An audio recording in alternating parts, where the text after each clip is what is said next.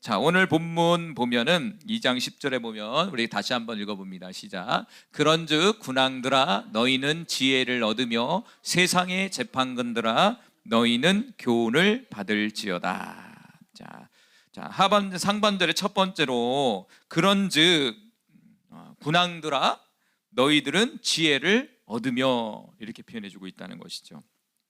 첫 번째로 뭐냐면 지혜를 얻으라 이렇게 써 있다는 거예요. 그런데 여기서 보면 대상이 누구냐면 군왕들이라는 말이에요. 군왕들이라는 말이 히브리어로 멜라크라는 말로 왕이라는 말이에요. 그리고 오늘날로 해석하면 뭐냐면 공직자와 관리자들, 공직자와 관리하는 사람들, 더 넓은 폭으로 얘기한다면 지도자를 오늘날로 말하면 멜레크, 바로 왕이라고 얘기할 수 있어요. 이 성경이 쓰여진 당시에는 왕이 있었단 말이에요. 근데 현대적 개념으로 본다면 왕은 어떻게 보면 통치와 다스림을 하는 사람이잖아요. 근데 오늘날로 보면 대통령일 수 있고, 그리고 이 나라를 이끌어가는 누가 있죠? 국회의원일 수 있고, 국무총리일 수 있고, 그리고 각 기관장의 장들일 수 있고, 더 많죠. 어떤 기관에 있어서 리더, 지도자, 이런 사람들을 오늘 멜레크라고 말하는 거예요. 이게 바로 군왕들이라고 볼 수 있다는 것이죠.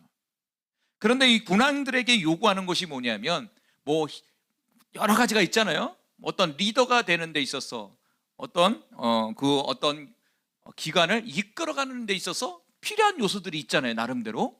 그런데 성경은 첫째도 둘째도 무엇이냐? 지혜라는 거예요. 그러니까 지혜로운 사람이, 지혜를 가지고 있는 사람이 뭐냐? 공직자가 되고 관리자가 되고 지도자가 될 때 그 기관은 잘 될 수 있는 거예요. 그리고 그 나라가 잘 될 수가 있다는 것이죠. 그런데 우리는 이렇게 생각하죠. 보통 사람도 어떻게 하죠? 지혜는 보이지가 않아요. 그렇죠? 보이는 게 무엇일까요? 첫 번째, 잘 알겠어요. 돈이 많구나. 두 번째, 뭐가 보일까요? 제일 중요한 학력이 보이는 거예요. 박사님이시구나. 저기 유명한 서울대학교 나왔구나. 세 번째 뭐 볼까요? 직업을 보는 거야. 검사 출신이야. 변호사 출신이야. 의사야. 그러면 리더감이야. 이렇게 얘기하죠. 성경은 그렇게 얘기하잖아요.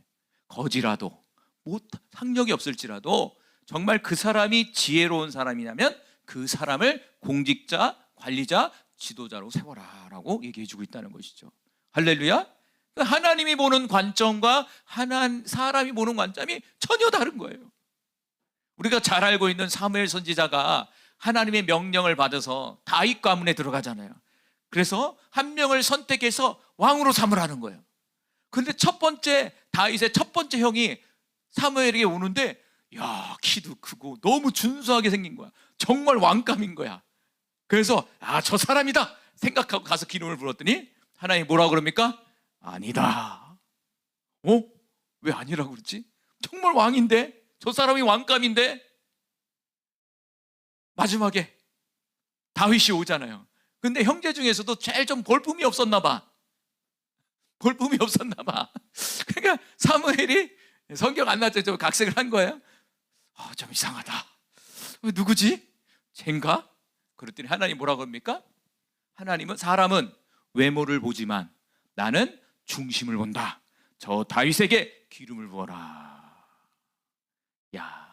그 유명한 선지자 사무엘도 외모를 봤다는 거예요. 그래서 인간이라는 존재는요, 겉을 보게 돼 있다는 거예요. 할렐루야. 이제부터 우리는 겉이 아니라 속을 볼 수 있는 하나님의 사람이 되길 간절히 소망합니다. 겉을 보게 되면 문제가 생기는 거예요. 그 대표적인 게 다윗 이전의 왕이 누구였죠? 사울왕이었단 말이에요.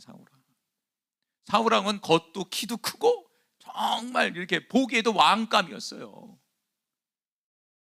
그렇지만 속이 바르지 못한 사람이었다는 거죠.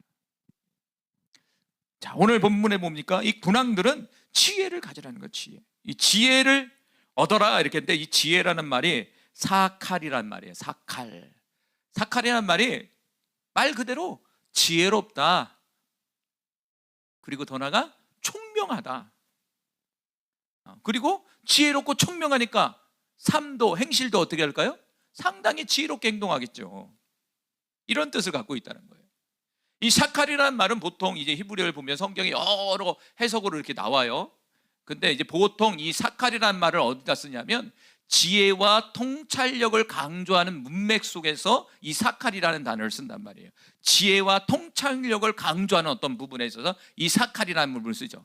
지혜와 총명 이러면 구약에 딱 떠올라야 돼요. 네, 정답. 꿈과 환상을 보고 해석할 수 있는 능력을 가진 다니엘. 정말 뛰어난 사람이죠, 이 사람이. 다니엘.